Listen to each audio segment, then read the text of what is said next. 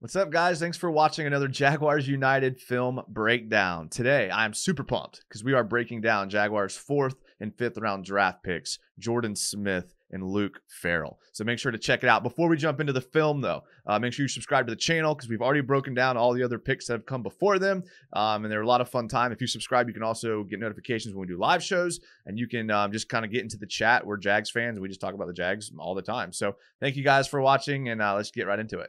So the first guy that we're going to talk about is Jordan Smith, who the Jaguars drafted in the 4th round at number 121. He's an edge player out of UAB.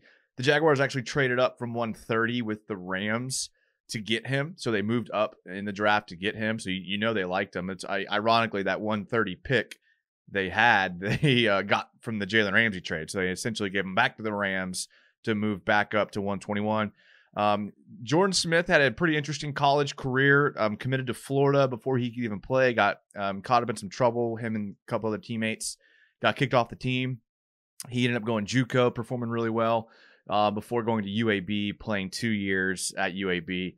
And really, was the best player on this UAB defense. I didn't know how good UAB defense was. In 2018, they finished 9th nationally in total defense. In 2019, they finished 8th.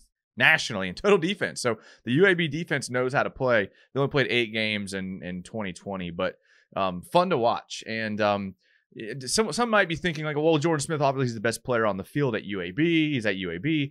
But, I mean, he was a 3-star recruit coming out of high school, and currently UAB has like 12 3-stars that are committed to them next year. So a 3-star is nothing new to UAB. So the fact that he stood out at UAB is still impressive to me. So he plays the edge in this 3-4, which is what we kind of need him to do. We need some rotational pieces there. He plays the weak side. So basically he's going to be fighting for snaps against K'Lavon Chaisson, another guy that wasn't drafted by Urban, so not really sure how much allegiance is there.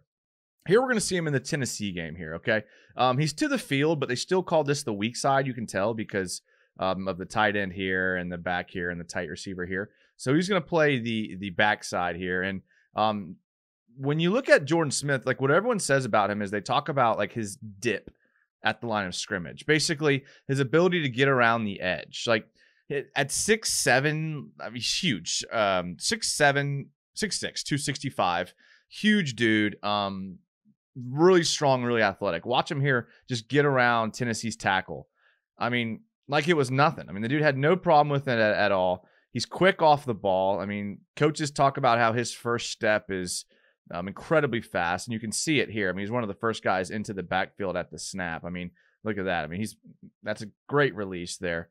All the scouts talk about his hands. He uses his hands really, really well. I mean, he's able to club and bat and knock your hands down, and just overall, he's really good. Some people have talked about how he's going to need to, like, I didn't see much of spin moves. I didn't see a lot of success on stunts. But, I mean, that can come with scheme and with interior defensive linemen that know how to get pressure and things like that. So I think that he's going to be a good player, and just like his ability to kind of get around the edge here will definitely help him in the NFL. Bigger than K'Lavon, but kind of similar playing styles, which is ironic because I think they both kind of play the same position here.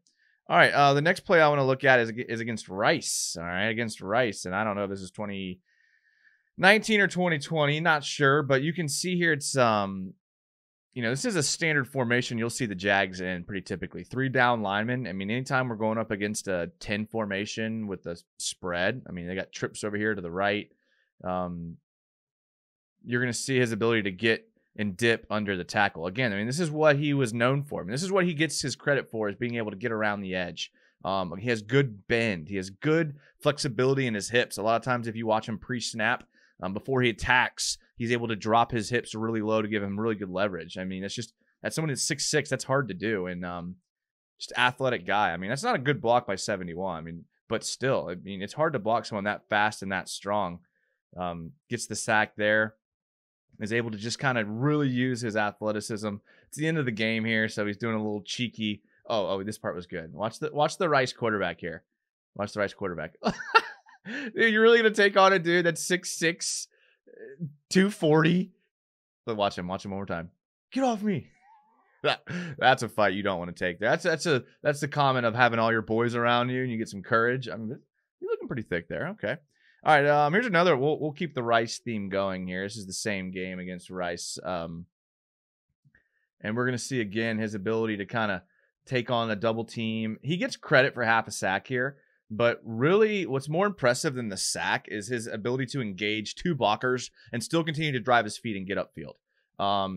See here, we see him in, it looks like the 7 technique, maybe the 6 technique. He might use either head up or inside shoulder of this tight end here. And he kind of squeezes in pre-snap.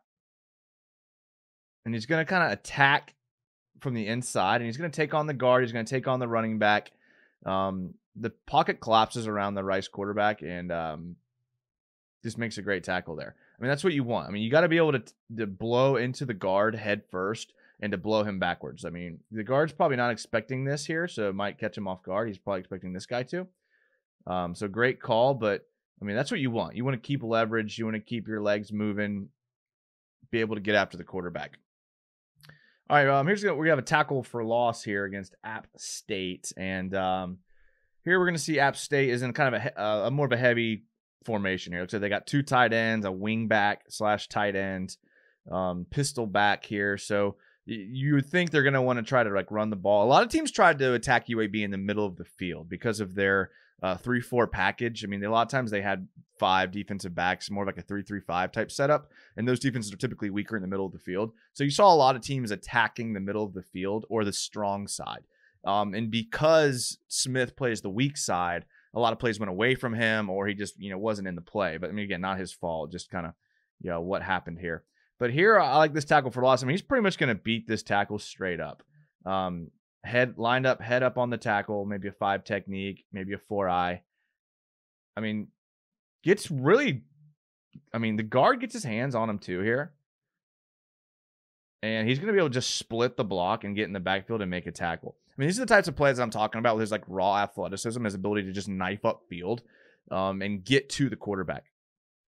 I mean, again, very, very athletic guy. I mean, you can definitely tell the prototype that Urban was going for was this type of athlete that can just kind of do it all, kind of plays off instincts, makes plays. There were a lot of games where he wasn't very effective in the first half, but then was a pretty much game changer in the second half. So I'd love to see him kind of improve that and get better in the first half. But I mean, look, when you're an edge rusher, it's feast or famine sometimes. I mean, this guy would have 2 sacks a game and then none, and then 2 sacks. So I mean, it was kind of that situation, which is pretty typical for a 3-4 edge. Here we're going to see him pretty much defeat this tight end and force a bad pass here. But this is good. This is why this is good, because if you're going to take an edge player and you're going to get a guy in your rotation that's going to come in and fill in for Chazon or for Allen, you're going to want them to be able to win one-on-one matchups, especially against guys that they should beat. When you get a tight end blocking you, even in the NFL, you should be able to beat a one-on-one tight end here.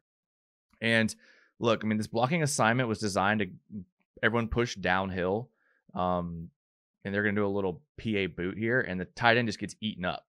I mean, Smith just absolutely eats him up, and he stands no chance. No time to throw. I mean, that's the type of thing that you have to have from an edge player. And he won a lot of one-on-ones. I mean, teams knew he was the best player on the field. That's why they were running away from him. They were double teaming him. I mean, I actually really enjoyed watching his film. That UAB defense was actually pretty fun to watch. I was pretty excited about that. All right, here's a sack against Western Kentucky.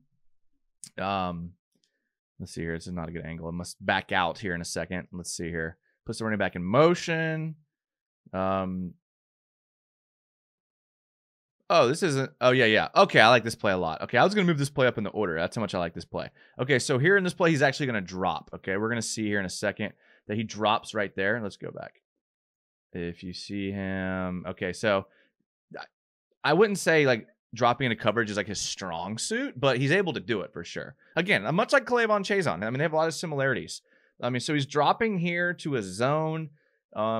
This looks like a pretty flat cover 2 here, if I had to guess. I mean, they're not blitzing that many guys. A little zone blitz.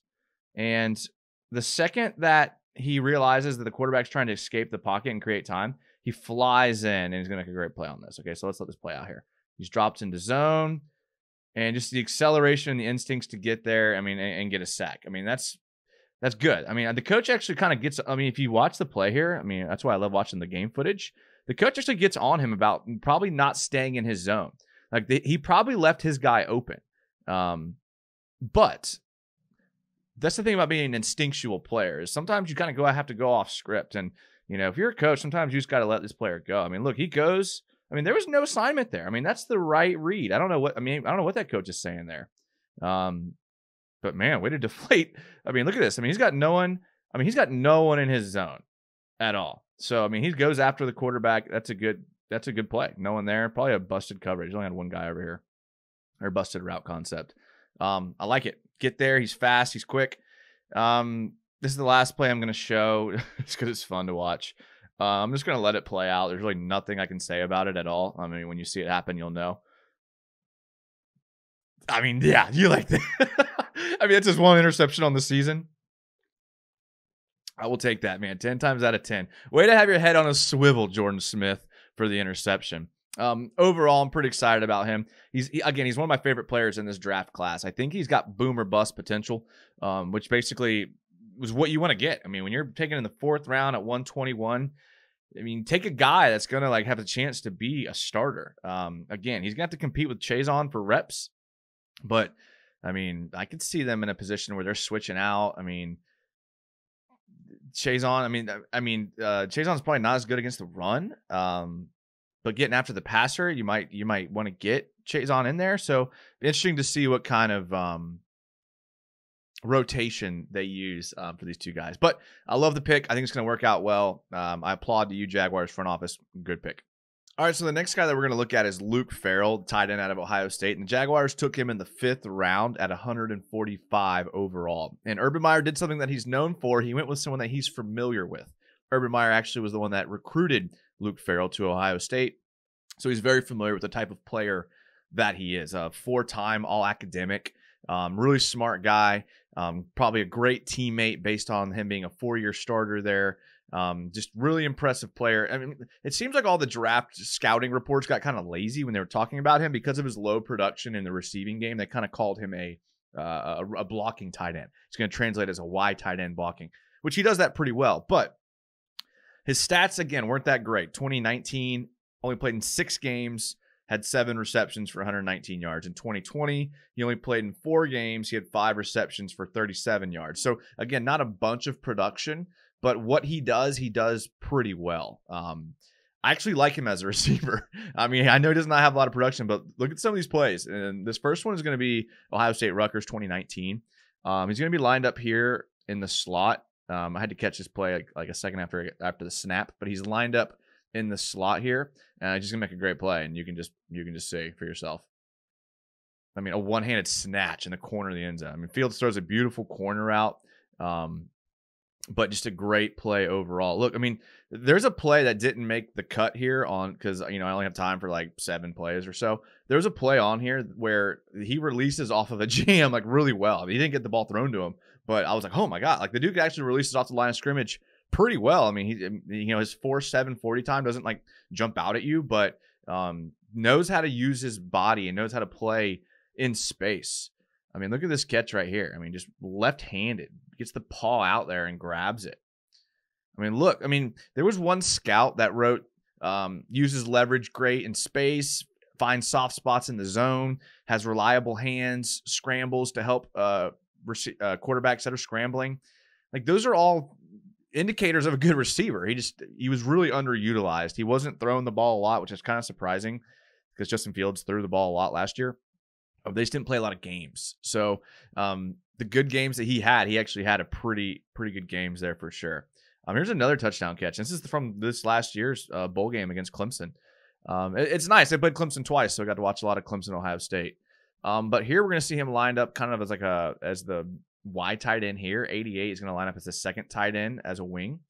But I like his ability to release from this Y tight end position. I mean, look at this. He's going to dip around the D end untouched. This is where the leverage that we were talking about. Uses good leverage, makes the catch there on the Clemson defender.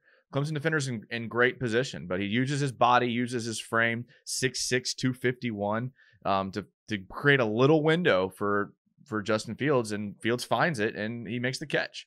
I mean, we're going to see from this angle here, it's kind of a self-defense catch. But, hey, self-defense catches count the same as regular catches, I promise you for sure. Here's another touchdown reception here. I mean, this is back from 2019. he's really good at going to the middle of the field. He runs really crisp, quick routes to the middle of the field that usually holds the linebacker in the middle of the field, and that allows whoever's releasing to the seam to be open. I mean, I saw that over and over and over again. I mean, they used Farrell a lot for sure. He just didn't throw it to him because he was occupying the linebackers. So here we're going to see him lined up in the traditional wide tight end set. I think I'm missing a guy down here because this is twins to the right, 11 personnel. But he's going to release pretty clean. I mean, look at this release. I mean, that's a good release there. I mean, that's as good as it gets. Releases off the ball, finds the middle of the field. Fields finds him. Look, all the scouting reports say he's not a big yard after the catch guy, but I mean, he is hard to take down. I mean, if you look at here, I mean, that's 3 guys trying to tackle him, and he does a pretty good job of finding the end zone. Again, I mean, that's the nitty gritty stuff that you have to do if you're gonna find yourself onto a roster. I mean, he already signed his rookie deal, so you know he's going to be on the roster for a little bit. All right, here's another catch in the Clemson game. Again, this is him just working the middle of the field. Look, if you're going to play tight end in the NFL, you've got to be able to occupy the MOF, as they call it. So here he's going to be lined up in the slot. Again, all those people that said he's a wide tight end, I mean, look where he's lined up here. I mean, he's off the line of scrimmage, off the ball, and he's going to line up in the slot. He's got a defender pretty much manned up with him. He's going to sit, drop, find behind the zone. There it is. I mean, that's a good play right there. It's a good pass and catch, standard play from a tight end that you just have to have. Look, you don't have to be pretty. If you do that once a game to bail out whoever the quarterback is, then that's valuable. And I think Urban is definitely looking forward to that. Okay, so I understand that he is, not being brought in to be a receiver in everyone's eyes. Again, I think that he will be decent, but he is probably going to be more of a blocker. So let's look at some plays of him blocking here. So I like this play because he's pretty much going to seal off the Clemson defender and totally do his job. Again, smart guy, knows his job and does it. So he's going to come in here. He's going to be motioned inside. And his job here on this play is going to be to seal off this Mike linebacker, okay? If he can seal them off the Mike linebacker, then they can get to the outside. So he knows his job. He gets there, holds the block, doesn't give up here. Stays engaged with him, follows him all the way down the field, and allows Justin Fields to get to the outside. Look, that's massive. That is massive. Going all the way through your block, making sure you're doing what you're supposed to do, keying your defender you're supposed to block, getting your hands on him. I mean, that's it. I mean, that's what you like to see there. Gritty guy. Another block here that I like. He's going to be lined up in the wing here. All right, so they're kind of tight. You're kind of expecting a run. He seals his defender. Look, this is an inside zone. Urban's going to run the inside zone. Doesn't matter who the offensive coordinator is. It's a staple of Urban is the inside zone. It works. I love inside zone. It's my favorite run play. Look, so the inside run play, Luke Farrell is going to be asked to one-on-one seal this edge defender, okay? If you can get your tight end to seal the edge defender on an inside zone, then you got it, okay? He knows his target. He's staring at him. Gets on the inside of him, seals him off, allows the back to get through the gap. Look, I mean, that's when your back's going through the C gap, your tight end has got to be able to seal his block off, and he does. Makes great contact at the point of attack. Great pop in his pad level. I like that. And look, allows the offensive lineman to get to the next level and block the linebacker. I like it. Another type of block that my boy Luke Farrell can do is a little cross block, okay? Ohio State's going to be lined up in this little pistol set. This is going to be, is this a wing? Or, I mean, it looks like he's technically in the backfield, right? So at the snap, he's going to cross block here in pass protection. And so here he's kind of looking for a job, okay? A good defender won't block air. They'll find the closest target. I'm sorry, a good blocker won't block air. He'll find the closest target and he'll attack it. So he sees this defensive lineman here. He's going to help out here, and he's pretty much going to lay him on his butt, okay? So, watch him again here, all right? So watch how he finds the threat, helps, lays him out. I think this is a good play here. Yeah, great play. Got to have pass, got to have time. Got to be able to pass protect, got to be able to run block, got to be able to catch. Got to be all around able to do your job if you're going to play tight ends. I think he's going to come in here and compete. Can block in space. Got to be able to block in space. Here we're going to see him blocking in space. He's going to start off as just a little removed tight end. He's going to go in motion. He's going to release. He's going to block for the receiver and let the receiver get upfield and get a first down. I mean, that play was made by Luke Farrell. I mean, Luke Farrell got out there, blocked the DB, and allowed the receiver to get upfield. I mean, doing your responsibility, doing your job. Look, those are the things they don't show up on the stat sheet, but that's what creates an offense that clicks. So I think that we really got to steal. We really got to steal out of this guy. I mean, he's gotten better every year, which is like my favorite thing to see in a player is for him to getting better every single year. So I think that Urban Meyer knew what he was doing here, picked the right player, decided, and I think he's going to be on this team for a while, and he's really going to help out, and he's really going to become a staple in our multiple tight end sets for sure. So excited to see how the tight end room shapes out, but I love this pick a lot. All right, guys, thanks for watching this Jaguars United film breakdown. Make sure to follow the channel and the Twitter and all that stuff so you can get alerts when we do live shows or when we put out new film breakdowns. Make sure to go check out the other film breakdowns we've done with almost every other pick in the draft. I think we have one more film breakdown of drafted players coming, so make sure you get the alerts for all of that. Thank you guys so much for watching. Leave a comment about what you thought and about what you think the players will do. And again, thank you so much for watching. As always, go Jags.